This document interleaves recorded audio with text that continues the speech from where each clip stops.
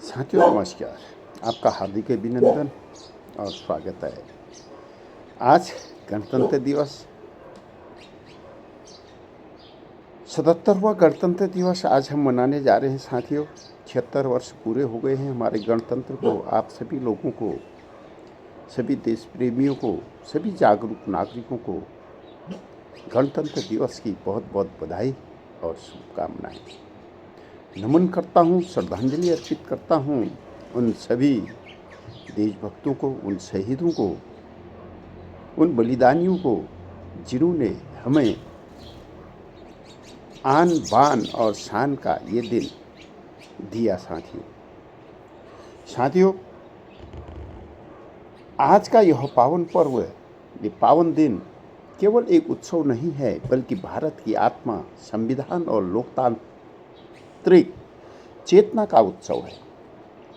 गणतंत्र दिवस का इतिहास, महत्व अगर हम देखें, 26 जनवरी 1950 वह स्वर्णिम दिन था जब भारत ने स्वतंत्रता से आगे बढ़कर स्वशासन की दिशा में पहला सशक्त कदम रखा।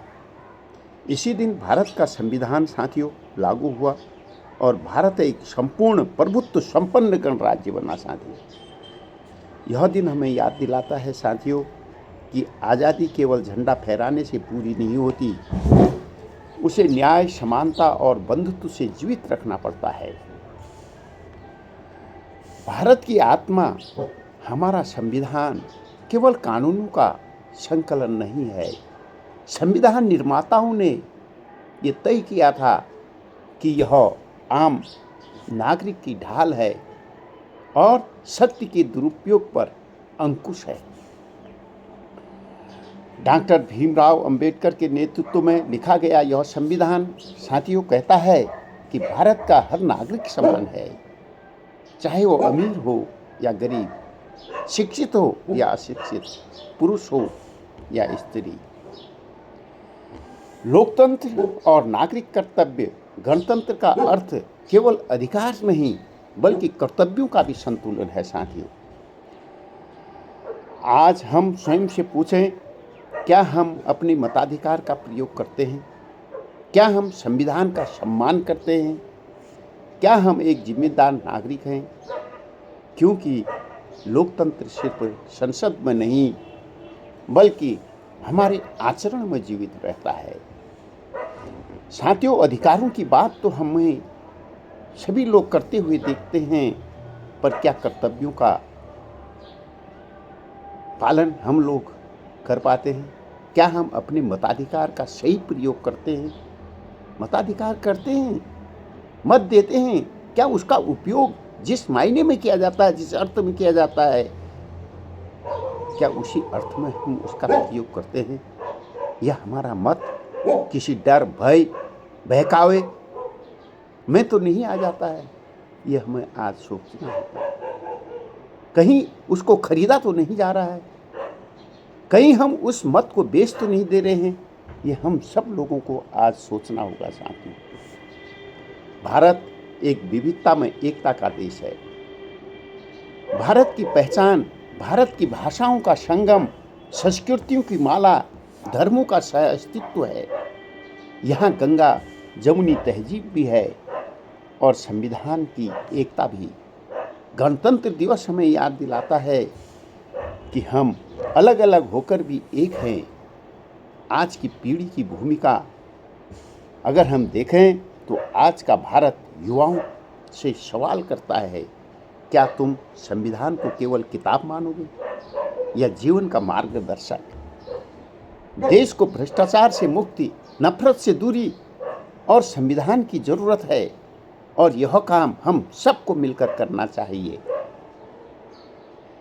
साथियों आइए इस गणतंत्र दिवस पर संकल्प लें, इस 77वें गणतंत्र दिवस पर संकल्प लें कि संविधान का हम सम्मान करेंगे, लोकतंत्र को मजबूत करेंगे और भारत को केवल महान नहीं, मानवीय और न्यायपूर्ण राष्ट्र बनाएंगे। जय संविधान, जय लोकतंत्र, जय हिंद। साथियों गणतंत्र, संविधान और सर्वधर्म समभाव से रचा गया एक संवैधानिक पुस्तक है। इसी चेतना को केंद्र में रखकर साथियों, मैं कहना चाहूँगा कि हमें इस संविधान के एक एक शब्द को समझना होगा, गणतंत्र की गाथा को समझना होगा। यह देश नहीं, एक दीप है जिसकी लौ में सब रंग जलते हैं। यह देश नहीं, एक दीप है जिसकी लौ में सब रंग जलते हैं। मंदिर की घंटी, मस्जिद की अजान, गिरजे का स्रोत, गुरुद्वारे के शब्द एक ही आकाश में पलते हैं। यह देश नहीं, एक वृक्ष है जिसकी जड़ें संविधान, डालियां उसकी धर्म और पत्तियां विश्वास हैं और फल मानवता कहलाते हैं। यहाँ राम भी मुस्काते हैं, रहीम भी सिर उठाते हैं, ईसा करुणा ओढ़े खड़े हैं, नानक सत्य की राह दिखाते हैं। और धर्म कोई दीवार नहीं, धर्म एक पुल है। यहाँ से होकर इंसान इंसान तक पहुँचता है। मंदिर में झुकी हथेलियाँ, मस्जिद में उठे हुए हाथ, गिरजे में मौन प्रार्थना, गुरुद्वारे की सेवा, सब एक ही प्रश्न पूछते हैं, क्या तू मानव है? संविधान केवल ग्रंथ नहीं, यह न्याय का शंखनाद है, यह समानता की सांस है, यह स्वतंत्रता की धड़कन है, यह बंधुत्व का विश्वास है।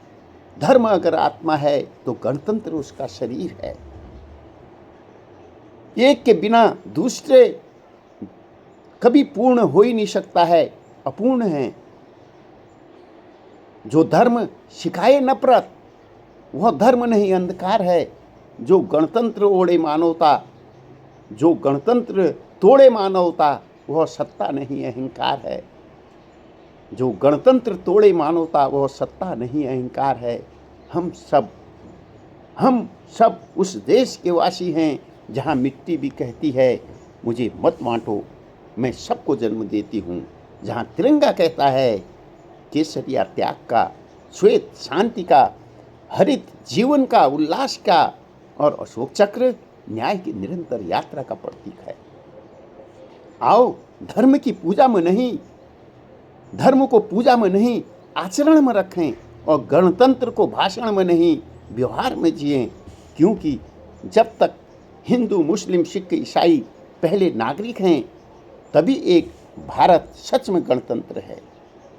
साथियों, आज की सामाजिक राजनीतिक परिस्थितियों को ध्यान में रखते हुए अंत में कहना चाहूँगा कि आज जब धर्म सवाल बन रहा है और मानवता जवाब ढूंढ रही है, तब शब्द हथियार हो गए हैं और मौन अपराध समझा जाने लगा है। तब गणतंत्र हमसे उत्सव नहीं, जिम्मेदारी मांगता है। आज आवश्यकता है धर्म को ऊंचा बोलने की नहीं, इंसान को ऊंचा उठाने की। आज आवश्यकता है झंडा हाथ में लेने की नहीं, संविधान को हृदय में रखने की। यही हमारी आस्था किसी और की पीड़ा नहीं समझती। यदि हमारी आस्था किसी और की पीड़ा नहीं समझती तो वह आस्था नहीं, आडंबर है। यदि हमारी पहचान किसी और की पहचान मिटाकर बनती है तो वह राष्ट्रवाद नहीं, अहंकार है। आइए इस समय के अंधकार में हम स्वयं दीप बने, न किसी धर्म के, न किसी दल के, बल्कि मानवता के। क्योंकि गणतंत्र तभी बचेगा जब नागरिक जागरूक होंगे, और भारत तभी महान बनेगा जब हर भारतवासी सुरक्षित होगा, सम्मानित और सम्मान होगा। हर नागरिक जागरूक होंगे, और भारत तभी महान बनेगा जब हर भारतवासी सुरक्षित, सम्मानित और समान होगा। जय संविधान, जय मानवता, जय भारत। पुनः हार्दिक बधाई और शुभकामनाएं। ये पर्व, ये दिन आपके जीवन में कोटि कोटि वर्षों तक आते रहे और हम इस देश के एक सच्चे नागरिक बने, इसी आशा और अपेक्षा के साथ भारत माता की जय, तिरंगे झंडे की जय, संविधान की जय। जय जवान, जय किसान, जय विज्ञान। आप सभी लोगों का पुनः हार्दिक अभिनंदन स्वागत करते हुए आपको शुभकामनाएं देता हूं और आपको बधाई देता हूं गणतंत्र दिवस की। भारत माता की जय, भारत माता की जय।